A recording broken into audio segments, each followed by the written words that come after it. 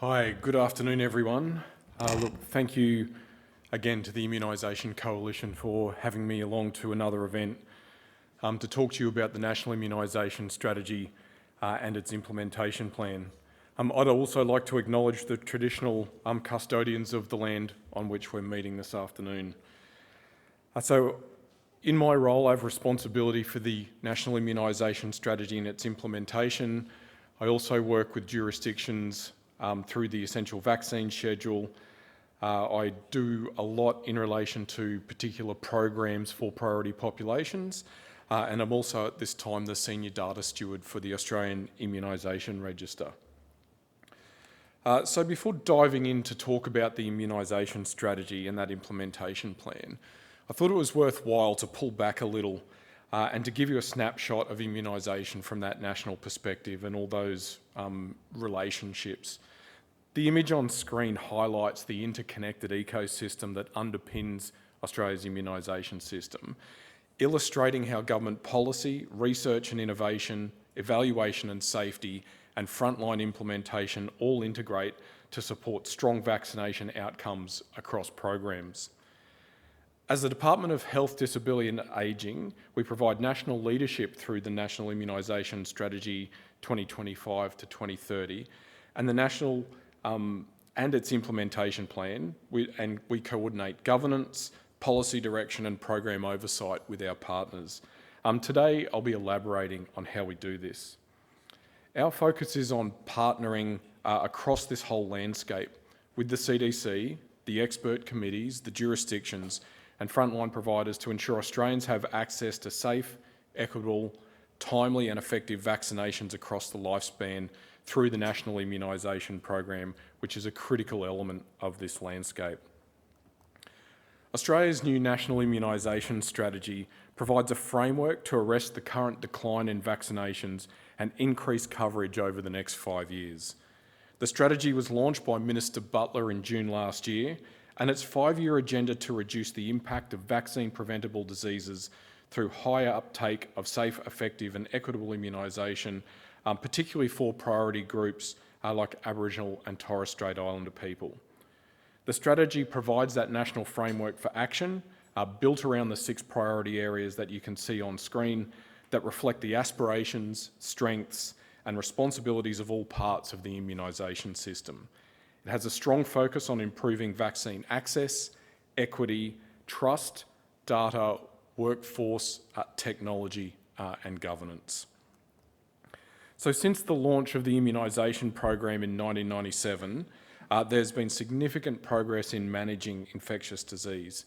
For example, in the decade to 2015, rates of illness, disability and early death from preventable diseases covered by the National Immunisation Program fell by more than 30%. Protection begins before birth with flu, pertussis and RSV being available as maternal vaccines. And the NIP is free for populations most at risk of severe health outcomes. In 2024-25, the Australian government invested about $800 million in the NIP. The Commonwealth and state and territory governments share responsibilities for the rollout, and these responsibilities are further articulated in the National Immunisation Strategy Implementation Plan framework that we'll get to later. Just a quick snapshot of where we're at. Childhood vaccines like MMR, pneumococcal and pertussis have strong uptake, which is great to see. Influenza and shingles coverage is a little more mixed, especially for flu amongst younger children, and there's a significant gap for shingles between the whole of population numbers and First Nations communities. While the rate of flu vax actually rose in 2025 for the first time since the COVID-19 pandemic, it's still reasonably low. And COVID-19 vaccination itself in the last year is very low overall, but uptake increases significantly with age, and particularly in aged care settings. In winter 2025, we saw the 6-monthly doses of COVID-19 vaccines for aged care residents who are over 75 peak in July at 59%, which was 10 percentage points higher than the previous year. So there's been lots of work and engagement with the Aged Care Safety and Quality Commission to support this, And further, the new Act, Aged Care Act, that was introduced, or began rather, in the 1st of November last year, puts a legislative requirement on providers to offer vaccinations as a condition of their accreditation. Aged care providers are now required to facilitate the provision of specified NIP vaccines for the first time. At the moment, that's shingles and pneumococcal vaccines, and potentially RSV if and when that was to be added to the National Immunisation Program. The slide does show some clear equity gaps, especially for First Nations people, highlighting the need for targeted outreach and community-led approaches. Of the top three, very quickly on this slide, of the top three vaccination providers by volume, GPs and registered nurses in general practice accounted for 72% of NIP vaccines in 2025, and together with pharmacists for COVID-19 vaccines, delivered over 97% of those vaccinations in the last year, highlighting the critical contribution to public health. So as frontline health professionals, you're amongst the most trusted sources of health information, particularly around countering misinformation. The Australian Government values the critical role you play in rebuilding trust in immunisation and raising vaccination rates. We know that you do your part in this through the conversations that you have with your patients to understand their concerns, to answer their questions and improve confidence, in the way you engage with your communities, your advocacy and your leadership, and your commitment to ongoing professional development. Your trusted positions in the community and the tailored messaging and outreach that you provide is an essential bridge in trust and access critical in this current landscape. And the government is committed to continuing to support you to do this by assisting you to be equipped to respond to evolving concerns and misinformation. We do have data down to the statistical area 3, so a reasonably granular level of data. And this is interesting to look at because of the 340 SA3s in the country, 160 of those have coverage rates of less than 90%. Of those, 35 SA3s have coverage rates of below 85%. They're numbers for 2-year-olds. Targeting those SA3 regions with the lowest coverage rates offers the greatest potential for impact. These regions, as you can see on the map, span across metropolitan, regional and rural areas and encompass many different socio-demographics. Communities may have diverse cultural, linguistic and socio-economic factors that influence the health and their vaccination attitudes. A one-size-fits-all communication approach will not work to lift vaccination rates in these areas. Trust, access and tailored communication are absolutely critical when national messaging often misses local needs or doesn't influence or address concerns of local community leaders. Australia's previously maintained an excellent record of high immunisation rates across the board. As you well know, and you can see on the graphs there, that those rates are steadily declining. With vaccination coverage of all 2-year-old children below 90%, and First Nations vaccination rates for 2-year-old children now lower than 87%. The decline in childhood vaccinations is resulting in higher case numbers of disease. For example, you might have seen the media last week following the release of the report on government services that highlighted pertussis outbreaks increasing in severity as vaccination rates decline. So there are a number of factors that have contributed to a loss of public trust in immunisation since the COVID-19 pandemic. There's been some poor communication and mixed messaging, the misinformation and disinformation that's been mentioned earlier, an erosion of social licence, and political and institutional distrust resulting in emotional and psychological barriers. A range of other barriers to uptake of childhood vaccinations present ongoing challenges for our programs. Here we highlight practical barriers such as access issues and out-of-pocket costs, and behavioural barriers such as misinformation and reduced confidence, which directly align with the key priorities in the National Immunisation Strategy of improving access to immunisation and building trust, understanding and acceptance in communities. These identified barriers help inform the strategy's focus on equity and community engagement, ensuring that national actions target both system-level access challenges and social drivers of declining childhood vaccination coverage. The department has implemented, in partnership with others, several activities over the course of the last decade to help improve childhood vaccination rates. Of course, there's the national No Jab, No Pay and the state-based No Jab, No Play legislation. Those programs had a significant impact when they were introduced, but don't have as strong an impact on higher socioeconomic groups. We maintain the performance-based funding with state and territories through the Essential Vaccine Schedule, which sets and incentivises vaccine targets. And under that EVS, states and territories receive an estimated $91.2 million over 3 years based on the achievement of those agreed milestones. There are other targeted initiatives, such as the First Nations Uptake Support Program, which provides more than $30 million over 2 years to help address equity gaps and support primary carers in marginalised communities. And we can also expect, I hope, a new phase of the childhood campaign, which should begin soon. So at a national level, we're exploring potential interventions to support rebuilding trust.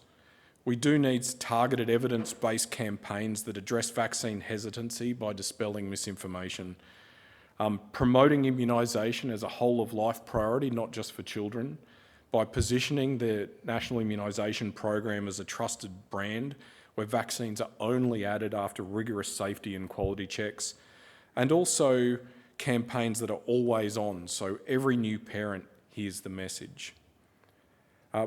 We know that providers are at the front line, and we want to equip you with the tools to confidently engage with hesitant parents and answer tough questions.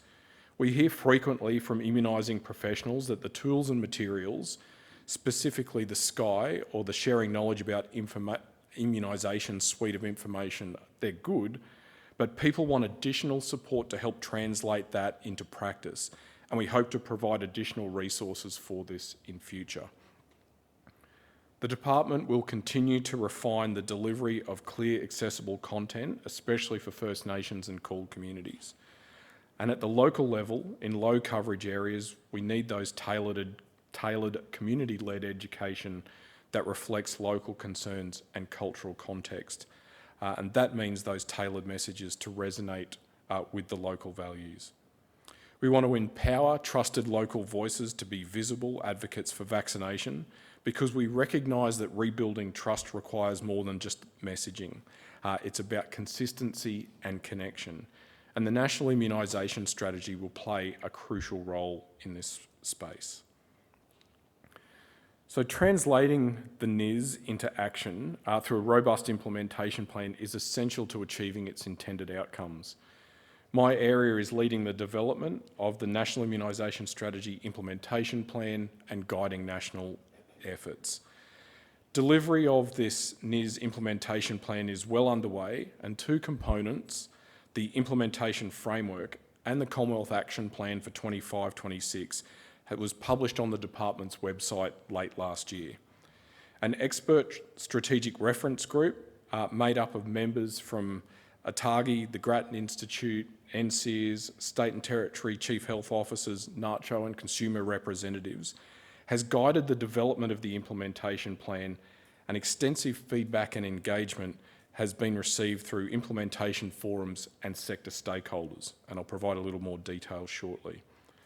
The department, alongside our colleagues in the Australian Centre for Disease Control, are now focused on finalising a monitoring and evaluation plan and considering a range of activities to propose for Commonwealth budget consideration in upcoming and future cycles.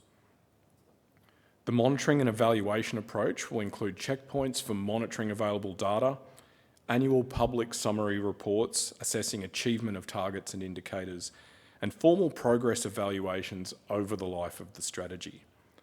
Alongside this work, our key implementation partners listed here on the right support the strong coordination of effort across the Commonwealth and state and territory governments. Last year, NCIS, on behalf of the department, invited sector-wide perspectives on immunisation challenges and opportunities aligned with the strategy's 6 priority areas. There was a very high level of interest and engagement in the forums, generating nuanced insights across all 6 of those areas. There was 4 3-hour workshops, involved 230 participants from over 107 organisations, exploring new and expanded initiatives, barriers, enablers and timeframes. Further to that, a national online survey added depth with 162 respondents from 78 organisations, capturing perspectives not represented in the workshops. Stakeholders spanned the full immunisation ecosystem, including consumer groups, priority population services, providers, peak bodies, policymakers, researchers, advocates, and suppliers, resulting in highly varied context-specific feedback. Despite the complexity, strong cross-cutting themes consistently emerged, including end-user focus, local solutions, using COVID-19 learnings, data governance, equity, and sustainable funding. Altogether, stakeholders generated over 120 unique proposals, reflecting both the breadth and sophistication of feedback needed to advance the National Immunisation Strategy. The department is now moving from listening to action. The Immunisation Strategy's implementation framework and plan directly operationalises the strategy's priorities, and through the plan we're considering a targeted set of evidence-based interventions that directly respond to what we heard through the NIS forums and through the survey. Importantly, some of those actions are immediately actionable. We're exploring options to expand the NIP vaccination in pharmacy, the NIPVIP program, to include children. That's an early opportunity, noting strong stakeholder support for improving convenience and access for families. And there's also opportunities for expanding the scope of practice of nurses to operate more autonomously.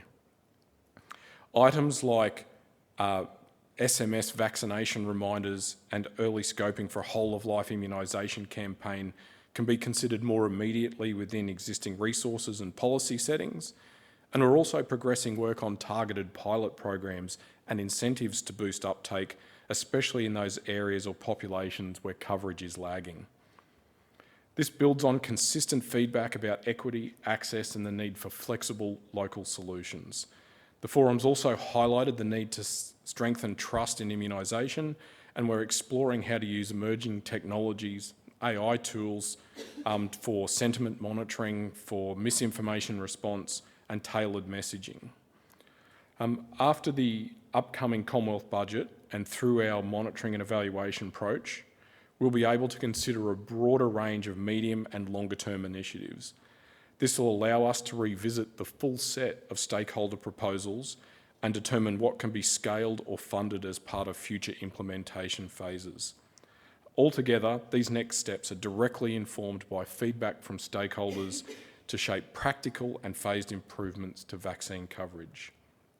So the advice and information received through the National Immunisation Strategy Strategic Reference Group and the NIS implementation forums, including future investment opportunities and proposals, will be considered by the Commonwealth as it develops those proposals for this budget cycle. The annual monitoring and evaluation process will highlight our successes and, importantly, areas where additional investment or support might be needed. The full NIS implementation plan, including monitoring and evaluation framework, will be finalised and published in the middle of this year. Implementation activities will continue through annual cycles, including action planning, monitoring, evaluation, and public reporting of progress. This will ultimately enable timely and informed policy and program adjustments to keep us on track to achieving strategic goals of the NIS and improve protection through high coverage rates. Thank you.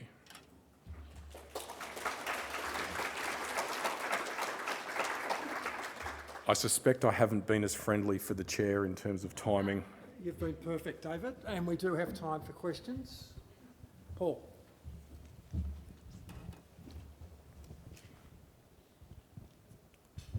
Thank you, David. The PHNs haven't really had much of a focus on immunisation. I note the fairly uncomplimentary report recently into the functions of PHNs. Will the NIS actually set some tangible outcome measures for them to be part of this process in their particular areas? So I think when it comes to the PHNs, so they have, if you like, discretionary funding as part of their core schedule. Some of them choose to use that for immunisation, but not all of them choose to do so. Broadly, we would love to see greater engagement with the PHNs, and I talk to the PHN CEOs on a regular basis about what more can be done in different communities. The immunisation strategy implementation plan won't necessarily go to specific things with the PHNs, but there's still a lot there to be determined. Of course, given that we are now in the lead up to the Commonwealth budget in May, I have to have my cone of silence, or live in the cone of silence, where I can't talk too much about what the considerations have been ahead of those budget processes.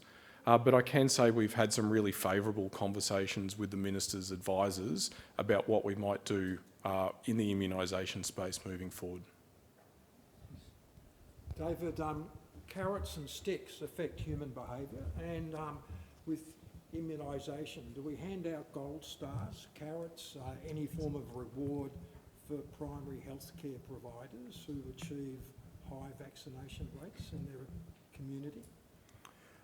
Not even a thank you letter? Well, I think I'm here thanking everyone today. I really do appreciate all the efforts from everyone. I don't actually have a gold star budget. I wish I did. That sounds fantastic. But I do, I think on behalf of the National Immunisation Division in the department and the government, extremely grateful for all of the hard work that goes on in face-to-face with parents and other patients.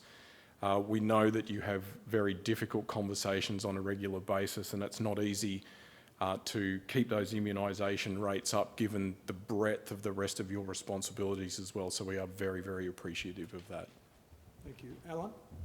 Just noting a lot of the responses that you pointed to need to be local. I think you talked a lot about national responses. And just thinking, it is quite a complex environment with, you're from the department, we've just had the CDC, there's obviously the jurisdictions and their public health units and the PHNs and then local government even as providers. How do you see that all fitting together for like a very local response? You're absolutely right. There's a lot of moving parts when it comes to working with partners to try and improve things at a local level. Some of the work we do, for example, we talk to our jurisdictional immunisation coordinators on roughly a monthly basis.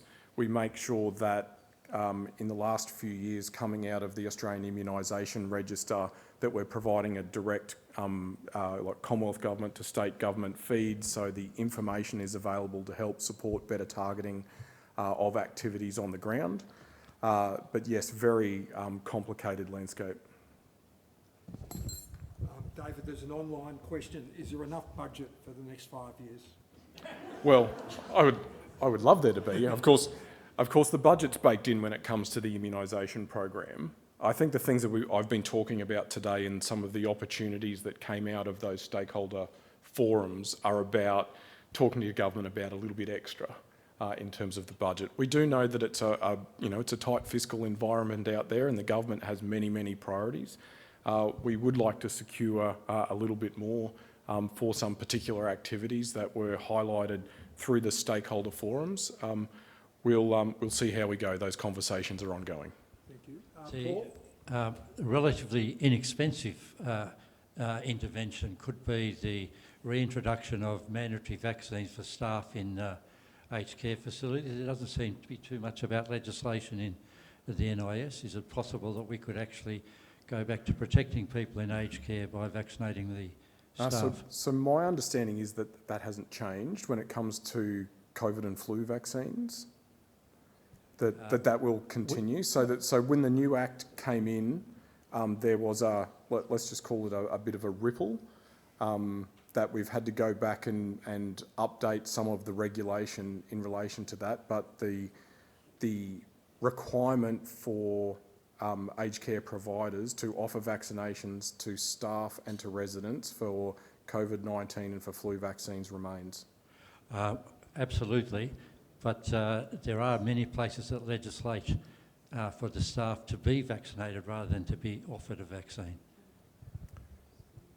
I think we could, making sure that providers are offering those vaccines is the extent that the government has chosen within the current legislative environment. David, thank you. I think, one more question down the back. Hi, Kaz Bellamy here. Thanks, David. Just wondering whether, as part of the measures to counter misinformation, whether part of the plan is social media and an improved visibility of the Commonwealth on social media, given that that's where, is a huge source of misinformation, and, the ability to release counters to misinformation in real time versus Commonwealth comms time, and whether it's difficult, I know, but is that in the future? And also access to air, is that something, access to air for all, or improved access, is that something on the radar? Thanks. Okay, so I absolutely, when it comes to social media, very difficult environment. We've all seen the misinformation that's out there. I think we're talking with a couple of organisations at the moment about opportunities for essentially a third party to work to address misinformation. I would say that in the department we're constrained by what we can say and how we can respond to some of those posts, and we're just not nimble and flexible and agile enough to be able to kind of do that in real time that some other organisations are. So those conversations are ongoing, because I would absolutely love to see something that's a bit more rapid and more easily rolled out, and frankly probably a little bit more entertaining than what the department would do. That's really important from the engagement perspective. Sorry, and you had a question about air, which was improved access. Yeah, so we're actually working on some public dashboards at the moment. We hope that they will be up and running by the end of this financial year. So generally, if there's a very, very low number in a dashboard, we can't release that because of, it might identify people. But for broader data, broken down into different categories, in whether that's electorate or postcode or that sort of thing, being available in those dashboards for all respiratory illnesses and all childhood illnesses and that sort of thing. So there'll be a lot more public information that is updated I think on a monthly basis, that will be available by the end of the financial year. More on an individual basis as opposed to data. If you have a person in front of you, not everyone can look up, all medical professionals can look up an air record in any easy way in order to ascertain whether or not that individual is overdue a vaccine. Yeah, I would love to be able to see that. I think we kind of need to look at what the legislation is that underpins it, about who can do that at different times. I understand that at the moment the immunisation register itself is about 30 years old. It's a little bit clunky. It's difficult to make changes to, and we're talking to government about refreshing or updating that system. When we do get to that point, which I hope is not too far away, it'd be wonderful to talk to all of the stakeholders about what their wants and needs would be from a refresh system.